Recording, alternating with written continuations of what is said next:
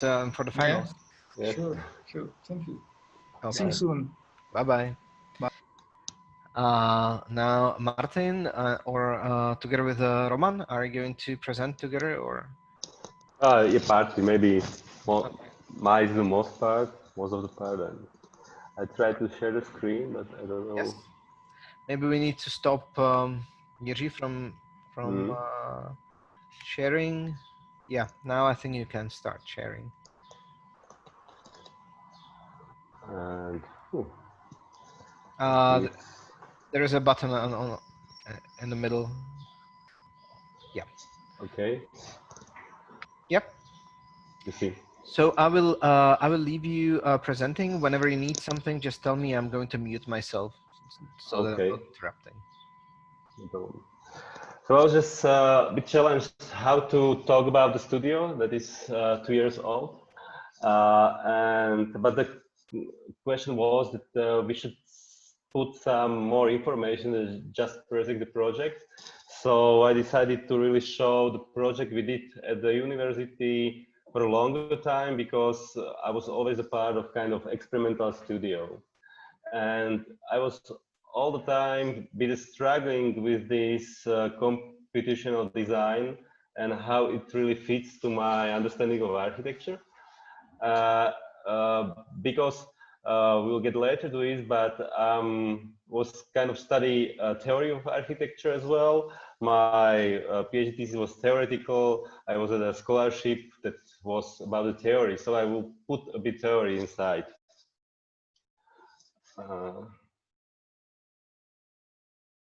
Okay, I think the good start should be, we just wrote the article a few weeks ago with Professor Robert Spacek, me and Roman. You already met on this meeting about how we understand a bit of experimental architecture, but mainly about the fact how we were studying at the university and what was the main idea behind our studies. So the one really important part of my ideas about the architecture was the understanding of the dividement between the academic education and the technical one. I was raised under the IMRO, actually at the Academy of Fine Arts, so I didn't really know anything about this technical argumentation in architecture. I take it like some necessary fact to build the things. And after I switched and I did my PhD studies in the Faculty of Architecture of the Technical University, Slovak Technical University, I just realized that it looks like most of the architecture is really based on the technical stuff. So it starts from these guys, from the Jean-Nicolas Durand. He based actually engineering architecture, and it was always about the plans and kind of libraries. Our colleague and a professor, he's in his 70s already, studied Slovak Technical University in 1970s, and his basic education was the typology, and the form will follow. So, and I think that you usually read about it, but when you really see it in life from the guy who knows and talked about every day almost, so you realize that this kind of very technical approach and very formal approach to the architecture was given from the technical universities in 70s, 60s, and I think it, at least for Europe, it was kind of a mainstream approach usually. And Hina just mentioned that he found some of plate, and this plan was here for millennia, and it doesn't really change. And what was his fight to be experimental was the thing about the form as more important as the plan. So you see that what I try to say is that even this kind of approach is kind of normal today, that the form is it could be more important than the plans, was in the 60s, 70s in our space, kind of almost experimental.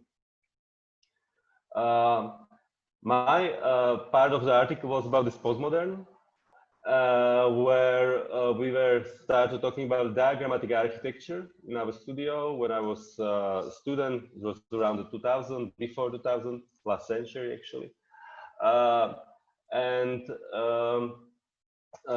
This kind of diagram we know from the modernism, but at that point the discussion was about, in a theoretical way, about these Deleuzian diagrams, about the active diagrams that actually capture processes and create some new views for architecture. For me, at the school, it was really kind of about the geometry, and I just put the 4 images here about how actually the plans were analyzed in the kind of symmetrical way, and ratio between the rooms or grids.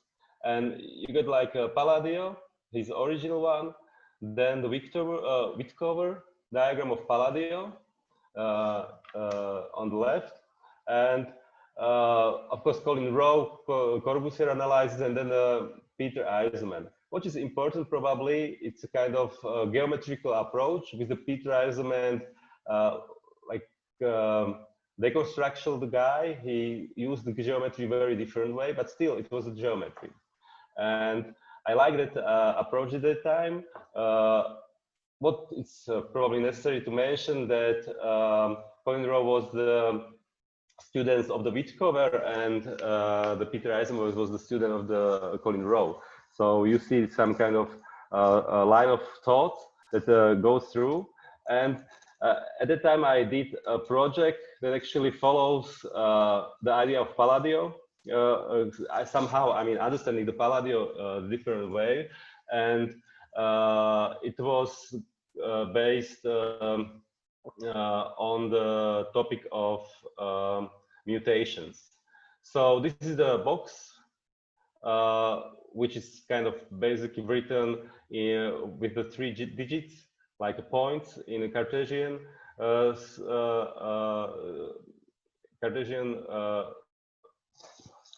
axis system. And then I applied kind of basic mutations manipulation. So this basic code, subtraction, translocation, so ATC, are actually the given things during the these kind of transformation and mutations. There are no more like 5 or 6 these transformations. So you see here, like it's example how you really reconstruct back the geometry of the box.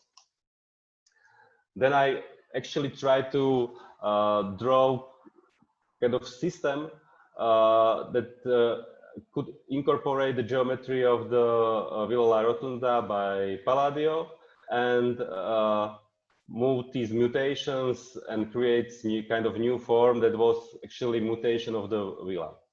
It's similar to this deconstruction like Peter Eisenman took, and what I liked about that was this kind of theoretical approach. And at that time we have like in Imro Studios 2 other people. They were usually discussing the project with us, Monika Miklasova and Maria Zevan. Both of them are theoreticians of architecture. So for me, the theory of architecture is kind of thing that really interests me, and I like to think about in architecture in text and write about architecture as well. The other part of me was that at that time the computer came, and these fluid geometries rise, and we call it digital architecture. And that was the topic of my PhD thesis. What a real digital architecture is. Now we call it computational design, because probably it better explains what's going on. I got a kind of struggle with this, because when you Greg Lynn wrote a book about that diagram, and he really writes that it's the end of the theory. But for me, the theory was kind of important, as I told, and I was struggling to find what really how it grasps these kind of fluid forms. And my basic problem was that it was kind of torn away from the idea of architecture, from this postmodern part, because at that time I really didn't know anything about this modernistic approach and drawing plans. So I thought like this experimental approach is kind of way how we design the architecture, and somehow this shift to these fluid forms, and this like the first digital shift we call it today, throw away all these theoretical parts, all this context information, all these kind of thinking about the architecture, and become more and more pragmatic and technical one based on these new computers technologies that arrived. This probably explained from that book, Princeton, what was going on, that we go from these Euclidean bodies to kind of blobs. And that's another history. But this transformation looks to me like, well, it's kind of too simple. I was at the time actually for one year stay at Columbia University, and Greg Lynn, Hani Rashid, Colata McDonald were teaching there. I was there on the like visiting scholar, which was actually focused on this theoretical approach. So I was talking to and taking classes from Mary McLeod or John Reichman, Mark Wigley, and even there was kind of this tension between the formal approach and this kind of philosophical or theoretical one. How I try to somehow go between it and somehow talk about how to approach by myself this digital thing was to think about the architecture's interface. And this is our project, is my former colleague, Braňo Škopek. We design, we call it platform.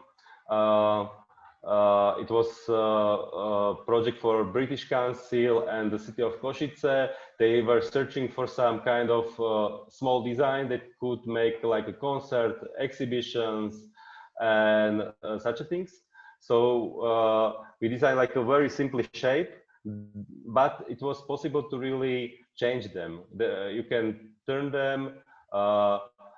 This conuses, there are doors, there are some hex on it, so you can add lighting or these screens. And then we try to find the content of this of the architecture, but not the content like functional content, but how we really could incorporate this digital content inside such a very simple form. This was the action slam poetry, so you can really write your own piece and somebody else will add in some other piece, and you build up a poetry. It was screened on the screens. It was a bit of interactive. So this multimedia part became for me kind of important for the digital one. We make an exhibition of it, explain how such a simple object could become a kind of creative potential, because you are leaving a lot of for the users. You as architects are giving more the more this interface to them, and allow the people who use it to establish their own setup and their own way of using it. Then we shifted, we used the same shape as a form for, we try to, we get to the competition for Slovak Pavilion in Venice, we lost. But what was the idea that this shape become kind of objective like in Bernard cage theories, and you can spread it virtually or physically in any place in Europe and connect it through the digital media and actually have this interaction inside one space that is all around Europe. We try to build this one in Venice, one in Bratislava, and one in another place in Košice, I think, like this interactive space of exchange. At that time, we started to teach with Professor Spáček kind of experimental architecture. It was a bit underground action. The big, I mean, the main way that we came to do it was that Professor Spáček was the dean of the school. So we have our own commission. It was really this background movement and much more open than today, I must say. This is the diploma project from Lukáš Cesnak from 2006, and the topic was new university. So what you see is actually a diagram of all the faculties of Slovak Technical University and how they are connected because of the programs. So the mathematics at building science faculty and on the Faculty of Architecture or some IT faculty are in green colors, are connected. He did everything in Excel and somehow miraculously joined it to the SketchUp, and he was able. It was really like a big data project. So he really, we were really mining big data. Through this, we were establishing new connection between the new faculty and try to create a more optimal way of the way the schools should work. He ended up with such a structure on the site. And when we talk about the data lab, you probably get that we were always not that focused on the formal thing, but on this data part of the problem. Another project from Hanna Barbera from 2010, she with her friend actually programmed kind of agent-based system. You probably see something similar from MVDR, this 3K CT, and his research and MVDR research from 2000. That this agent system tried to solve a very complex urban problem of the Istrochem. It's a big chemistry factory in Bratislava that is mostly abandoned. It's more or less simple cubes, 10 to 10. One is green, one is housing, one is services, and they mix together to create some of very different spatial expressions for these, how to analyze the space, how to really approach the new way of urban planning. This project has been done really without any support. It was just me and the students.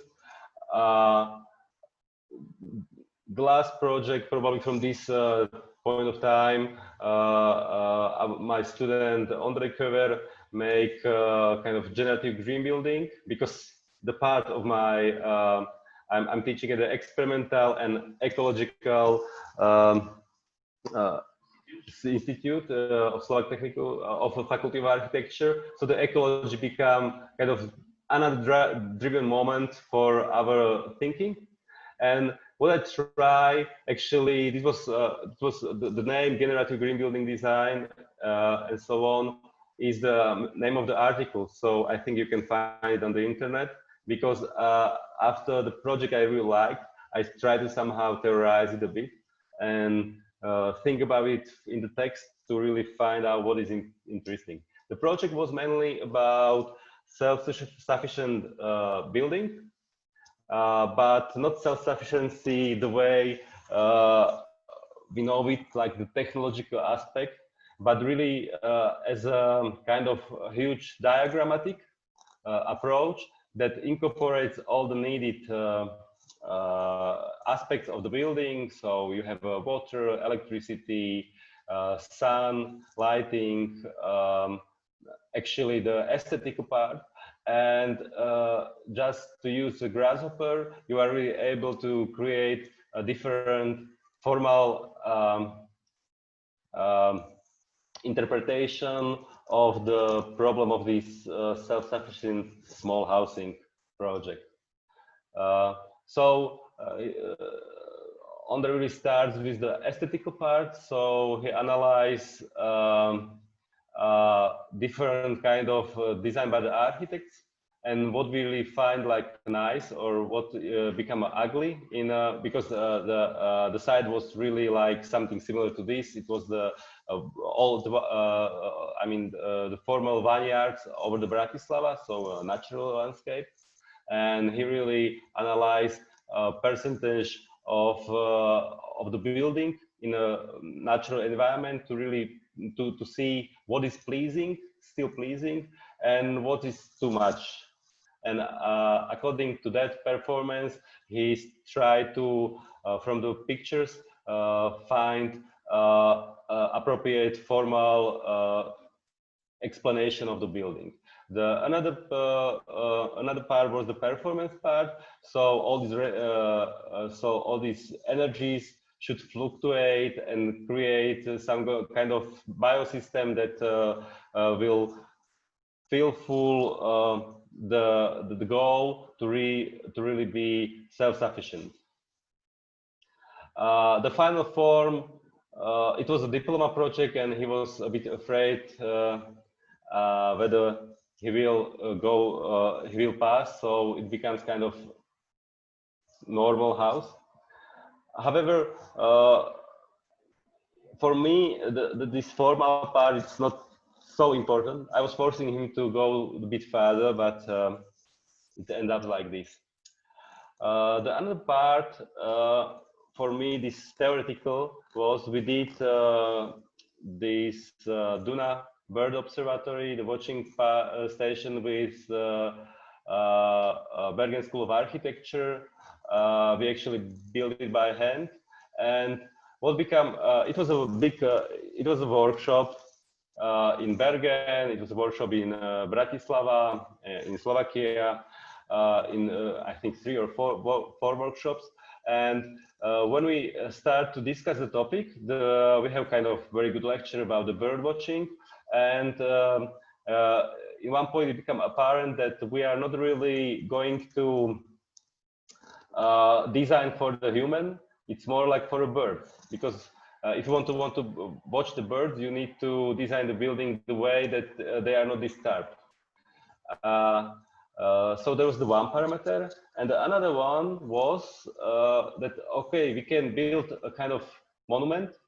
This we start to call it like anthropocentric composition. There's those on the left, like this box one, or some kind of monumental part. It was on the Danube River, just over the water, or become more like this prioritization of natural phenomenon. I start to call it like non-anthropocentric approach. Then we really find out. I actually we with my colleague write an article as well about it, like a study about the wooden structure and this non-anthropocentric approach to the designing. Because what we see, the yellow part is how we see the flower, and the right part, the black and white, is how the birds probably see the color. So the blackbird is black for the human, but for the birds are probably not that black. And that was kind of behind the topic. The another part where this digital become useful was that we actually put CNC, wood processing, and handmade process. But even then, handmade process was done kind of as a kind of diagrammatic process, because you have to start and follow very simple program to really make the cladding.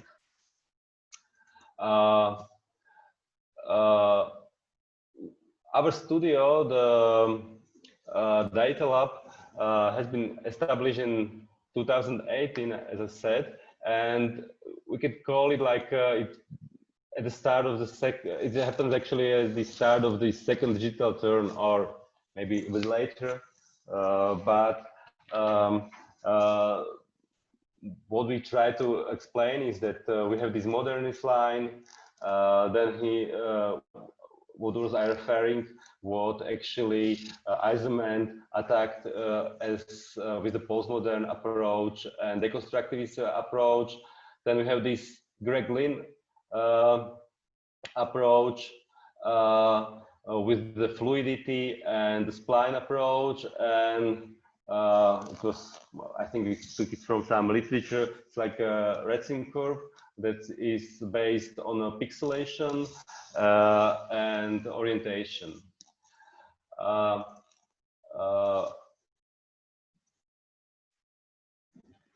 What becomes for me, I was still, as you saw this project, I was not really a fan of these fluid forms and designing and looking for it, because I was still missing this data part from the digital architecture of this computational architecture.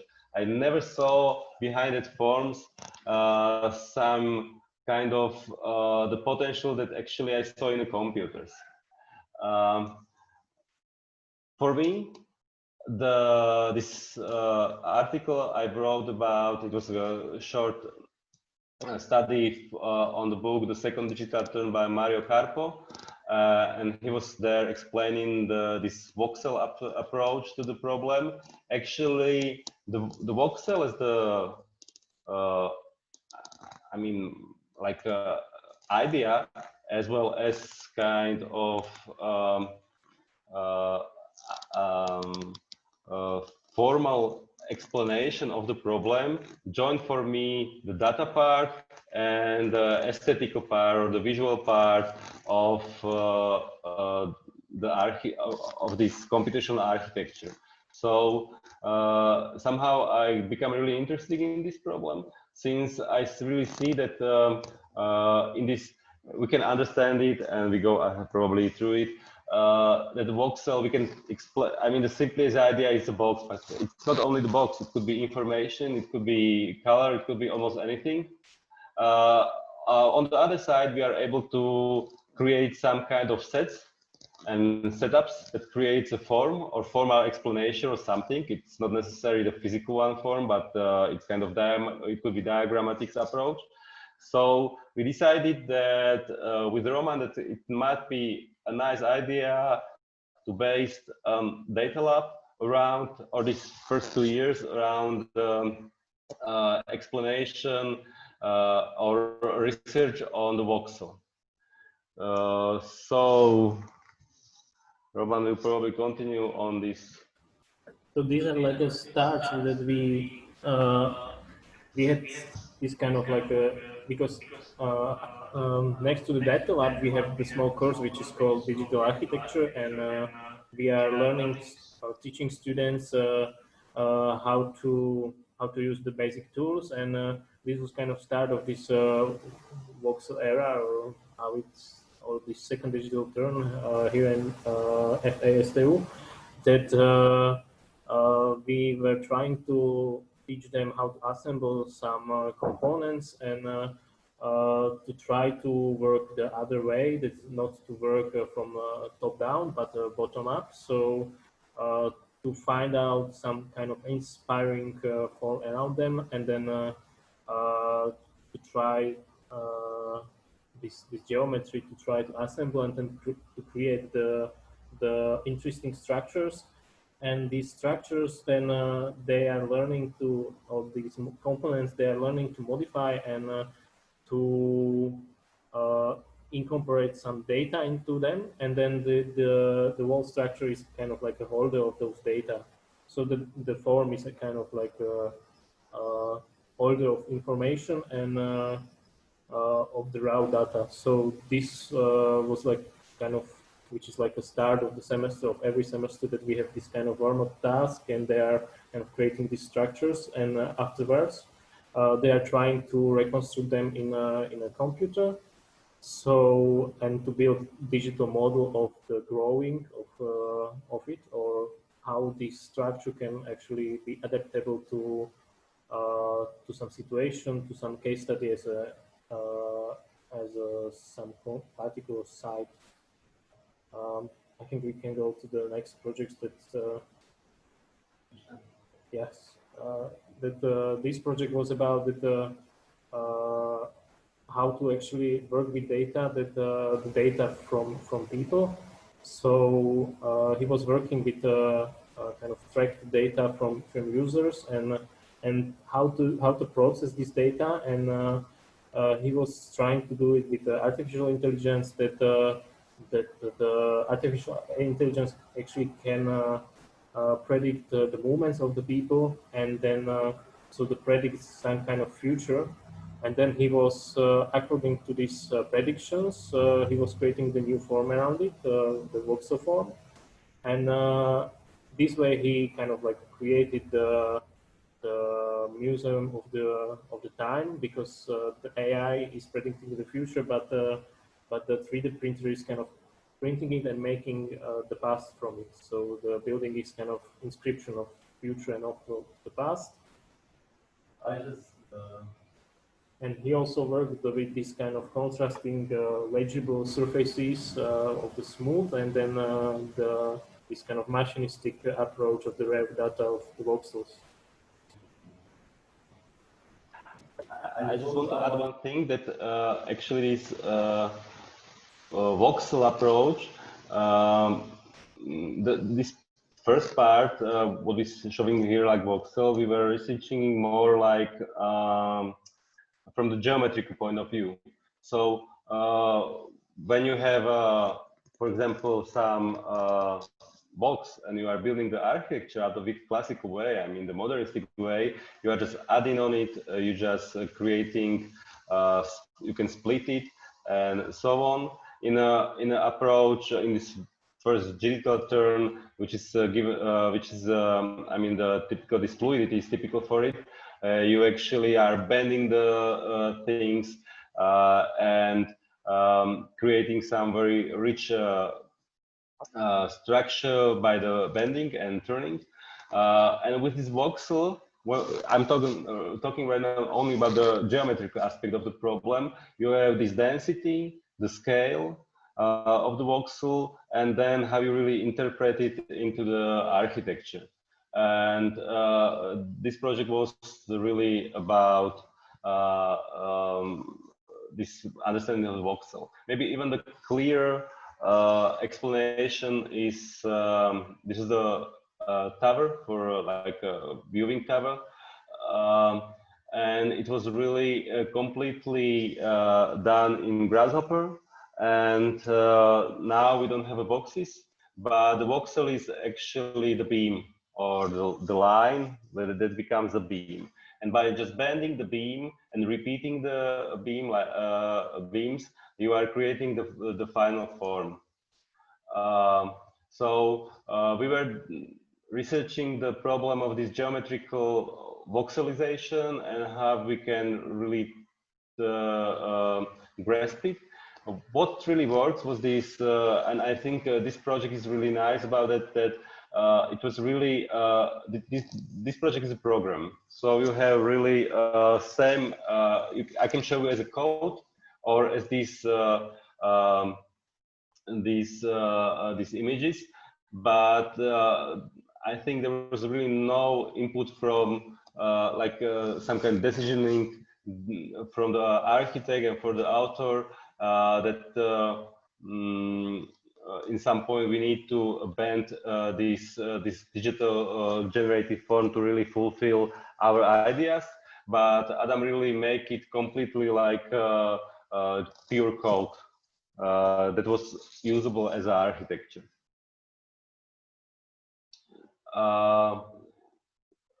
These year projects are, I think we still play with voxel, but now it's probably more about the content of the voxel or how to organize the voxel. The topic was new mobility. The one reason for this that we were actually joining our forces with our design faculty and Skoda Auto. They are working on the same question, how the future mobility looks like. For the car manufacturers, it becomes this time really challenging because of the electrification, this new kind of like sharing of the transport modes, independent driving abilities of the cars, and different kind of autonomousness of the driving. So they ask what these things, what they're working on, would do with the city. When we give this topic to the students, it was really like an open one. So some of them really hijack them towards not that much about the mobility, but still, because finally the best mobility is mobility that you are not moving that much and you are staying in place from the ecological point of view, and maybe probably from your time management point of view. So this is the work of Matej Kuchar. He was the topic he decided he will do is kind of production facilities for the startups, or the new offices for the startups that could be somehow mobile in a way. He designed such a cell. The cell is possible to move at large and has kind of these kind of movements possible. So and according to this principle, he created kind of setups that incorporates, for example, production. This is the offices. The possibility of the project was really to move around and to recreate itself towards a very different functional fulfillment of the building. It was all wrapped in this canopy to really have some kind of properties as an architecture, like production. And I think it's visible on this project as well that we are on a technical university, because it was really a lot of thinking put towards these plans. Even the plans were not in a 2D because it was almost impossible. But this library of the different cells, or actually the different infills of the cells that are filled with different functions, were kind of main driving force for this project. Of course, it was on some site in Bratislava, in Old Port, and it ends up like this here. The different approach by Mate Asbot, he decided that all transport become driven by the drone. So he picked up the drone box, and you can use it for the transportation of any goods or the humans. Then he tried to really kind of find out the infrastructure that supports the drones, and kind of this non-anthropocentric design, because the drones become kind of bees for him, and they organize themselves to support hives, and one of the inhabitants of these hives are the humans as well. This is the approach to the problem. You have a main structure, then these small boxes where the drone boxes that could accommodate production or the human. Then the kind of drawings. I'm the rendering from the inside.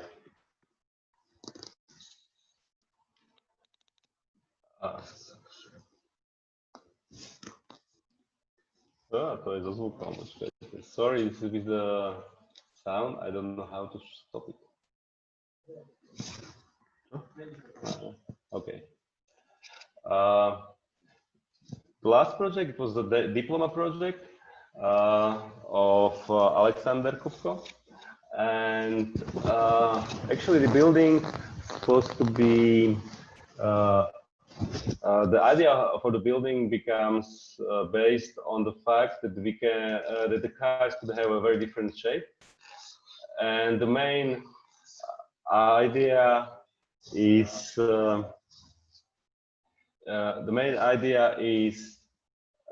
based that if you have these autonomous cars, they need much less space to drive because the distances between cars are just a few centimeters and a few meters right now. So we have much smaller roads and much smaller parking slots. So he decided that we can park the cars like this. The left one is kind of classical one parking house.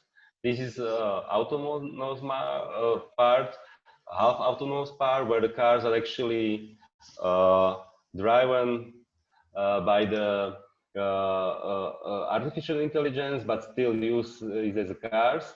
And right part are actual full autonomous cars with inside the shared economy, when your car is not your belongings anymore, but it's kind of public service, more or less. And according to this principle, he decided to design the building where and how this building will change in times. His approach was to really create kind of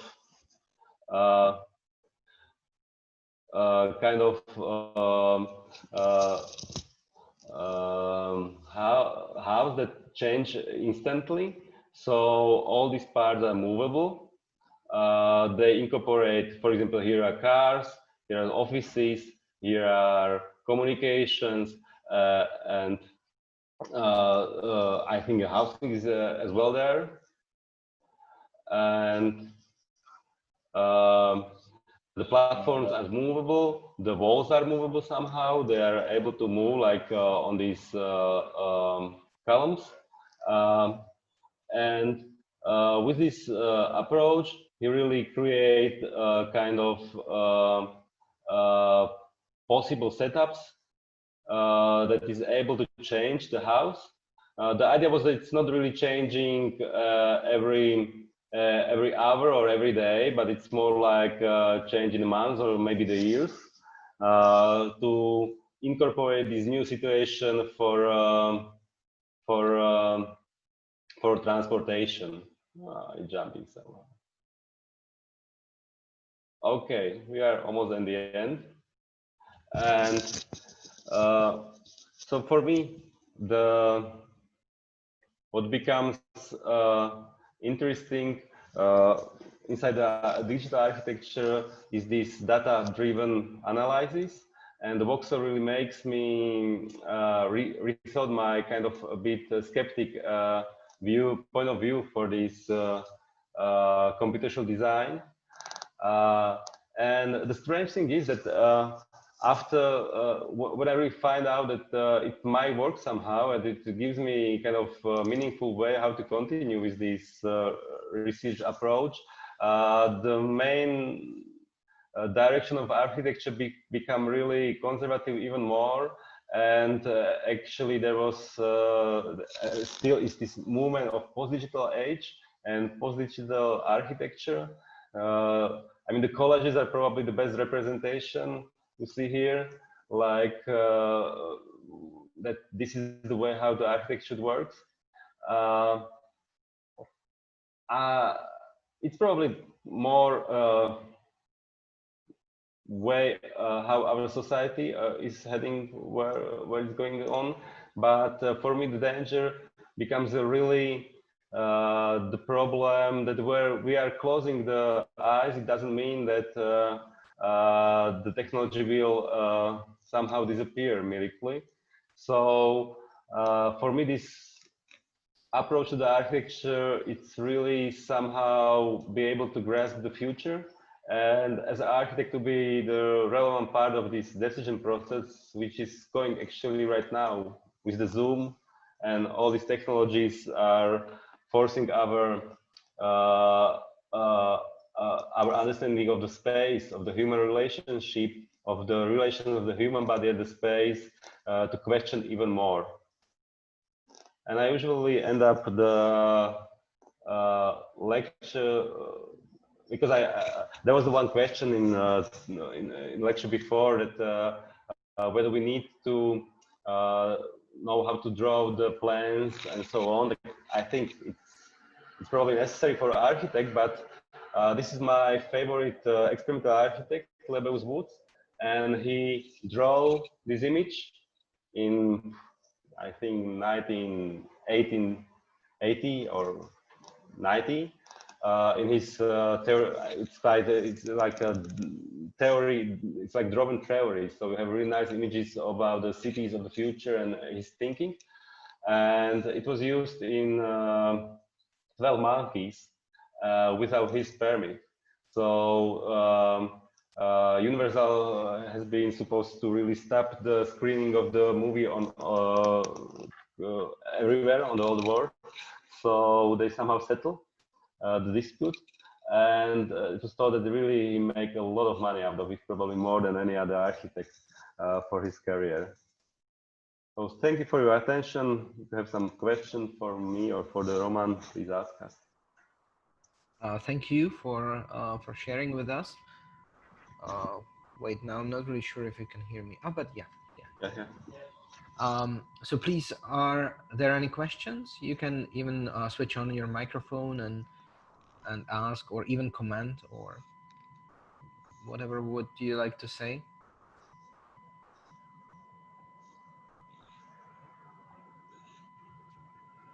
I will also check Facebook, but I think there is no comment on the Facebook stream. I mean, it's now you can see why I picked these 3 studios, because you can see that the results and the approach, what you're doing in all 3 studios is very cutting edge, and it's very contemporary, and I think it's part of the global discourse for sure. Not only when it comes to the references, but also when it comes to the themes and methods and the results as well. So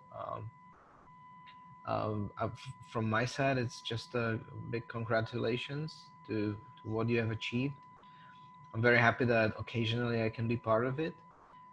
Also, thank you very much for giving the presentations. I think that contributes to the whole picture of what the computational design is and can be in the near future. Is there